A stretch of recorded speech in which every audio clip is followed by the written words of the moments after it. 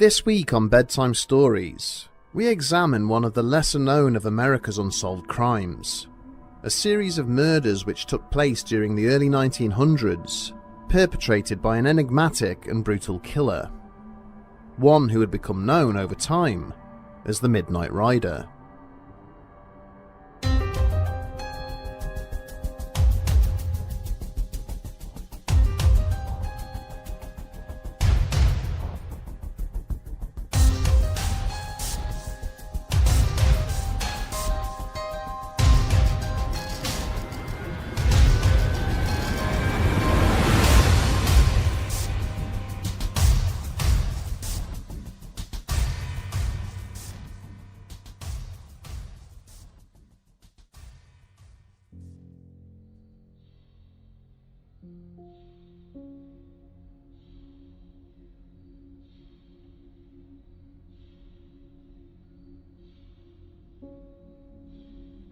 There had been relatively few instances during the time he had served as county sheriff that Arthur Turner had made the decision to attend a crime scene in person. But having heard the background story regarding the incident his deputies had attended earlier that morning, it seemed prudent to do so under the circumstances. During the short ride from his office in Grand Forks to the premises in question, Turner privately hoped that the matter had escaped the interest of the local newspapers. But as he arrived to find one of his deputies ushering a reporter from the Bismarck Daily Tribune away from the boundaries of the address, he knew that he would have no such reprieve. Wearily acknowledging that if there was one, there would be others, the sheriff had assisted his subordinate in removing the troublesome journalist before making his way across to the nearby farmhouse. Once inside, he spoke briefly with the homeowner, a somewhat emotional young man named Vakulan, before being led out to the rear of the household. Waiting alongside the beginnings of a basement, which they had been digging out beneath the property, were two workmen, both of whom looked equally as haunted as their young employer. Turner listened solemnly as the pair described what they had encountered during the course of their work, and what lay beneath the tarpaulin they were standing next to. Then, with a wave of his hand, he had watched as the covering was pulled back to reveal the 5 skeletal bodies beneath it, all with their skulls completely smashed, beyond all hope of recognition. It would not be until well into the late 1800s that the United States government eventually settled on a means by which to resolve the thorny issue of the Dakota Territory. Having spent no small amount of time pondering over how best to dispose of the problem, it was decided to divide the sprawling region into 2 separate states. Such a decision naturally created a need to establish new towns and infrastructures, with would-be settlers incentivized by the reward of free tracts of land granted by the authorities. Amongst the many groups who decided to take up this offer was a small party from New York, which selected a site in the Red River Valley to found its new community. Christening their settlement Niagara in honor of the home county they had left behind, the inhabitants soon settled down into a quiet and unassuming lifestyle. That was, however, with the exception of one of their number, a 33-year-old bachelor by the name of Eugene Butler. From the moment he arrived, Butler's increasingly eccentric nature brought him into direct conflict with his fellow settlers.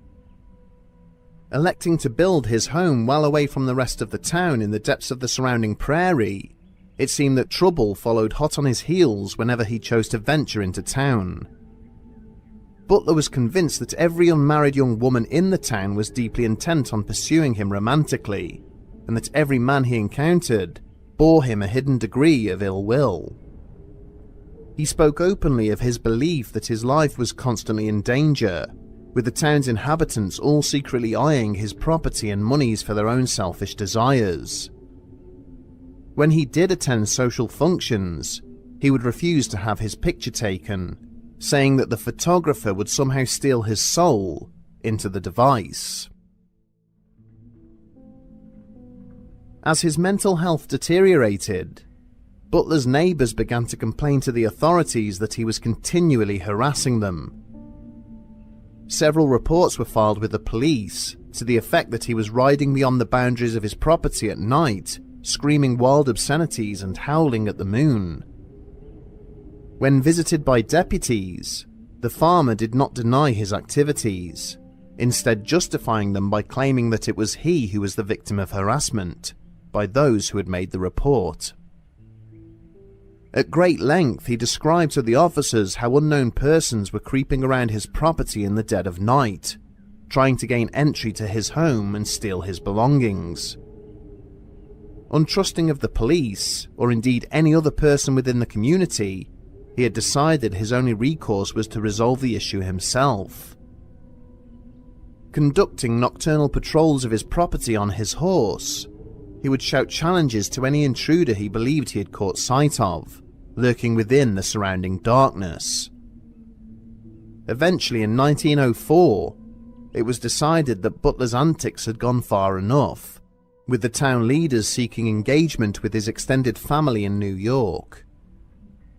After a brief period of consultation, he was subsequently removed from his home by force and then detained in the state mental facility in Jamestown. It was there that he would remain until his eventual death from natural causes in 1911. But the end of Eugene Butler would turn out to be only the beginning of his story. In the years that followed his almost unnoticed passing, Butler's estate was gradually divided up amongst his surviving relatives. This process would take no small amount of time, as his isolated and miserly lifestyle had accrued him a small fortune, both in land and government bonds he had purchased. Reports in local newspapers suggested that the overall value of Butler's assets at the time of his death would be the equivalent of $500,000 in modern value. It would not be until 1915 that his home was finally passed into the hands of a group of lawyers, before being placed on the property market for sale.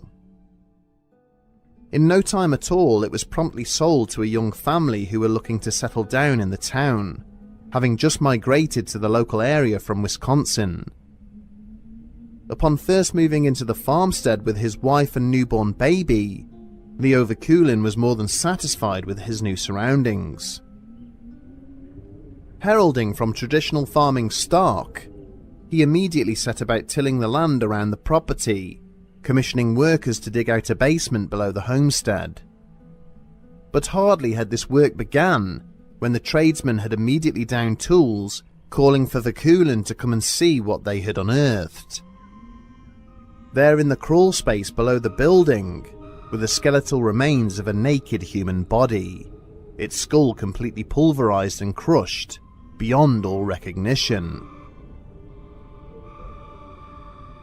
Immediately alerting the authorities, the hapless homeowner had then been forced to witness a truly horrifying revelation, as over the coming days, several further bodies went on to be recovered. As word of the find began to spread throughout the surrounding area, journalists and crowds of onlookers were quick to attend, demanding clarity on what exactly had been discovered. During a hastily convened press conference, County Sheriff Arthur Turner provided what little detail he could, in an effort to suppress the many rumours that were beginning to circulate. In total, the remains of 6 unknown persons were discovered beneath the property, which were all believed to have been killed in an identical manner. The life of each victim had been cruelly and brutally ended with a fatal blow to the left side of their head from a sharp or pointed object. They had then been stripped of their clothing, with their skulls smashed to pieces, before being pushed through a trapdoor which had been built into the floor of the homestead. In the case of at least 2 of the deceased, arms and legs had apparently been broken in order to fit them through the aperture. 5 of the bodies had been found grouped quite closely together, a 6th half buried a short distance away, with nothing whatsoever to identify who they were. The working theory of the investigators was that the victims were farm workers or hired hands, who Butler had killed at various times over the years, likely as a result of his madness. It is probable that at the time of his speech, Sheriff Turner believed that however grisly the crime was, it would prove relatively easy to investigate. But as the months turned into years, the exact opposite would be true. The initial assertion by the police that the victims had been labourers or casual workers quickly began to fall apart. Examination of the bones suggested that only 2 of the deceased were adult males. One of the others most likely belonged to an adult female, with the remaining 3 being children of varying age. A new theory arose. With the corpse set aside from the others being one of the 2 men, it was now speculated that he alone may have been a labourer. The rest of the bodies most likely belonged to a family, which had been killed all at once. Inquiries by deputies would soon establish that no family matching the description of the remains had ever resided in or around the local area. There was also no suggestion that Butler had ever allowed lodgers to stay at the premises, prompting speculation that the victims may have been visiting members from his own extended family. But liaison with the police department in New York revealed that this was not the case, with Butler's surviving relatives adamant that nobody from the family had ever disappeared. The only person to ever answer the public appeal for help in identifying the deceased was a businessman from Minnesota named Leo Urbanski. In a letter to the state attorney, he inquired if it was possible that his missing brother may be the dead man buried alongside the family. John Urbanski had last written to him in late 1902, stating that he was passing through the Niagara area, but would be staying on a while to work on the farm of a local bachelor. With the suggestion that the missing Urbanski brother and the lone body which had been recovered both possessed crooked noses, it was hoped that this aspect of the mystery would be solved. However, it proved inconclusive. During the 1980s, the emergence of DNA analysis provided a means of identifying human remains, and the authorities moved to apply this technique to the still unsolved case. But when members of the team allocated to carry out the inquiry looked into the matter, they discovered that the remains of the victims were nowhere to be found. It transpired that there had been lengthy periods of time during the original investigation where the bodies had been left unguarded by Sheriff Turner and his deputies.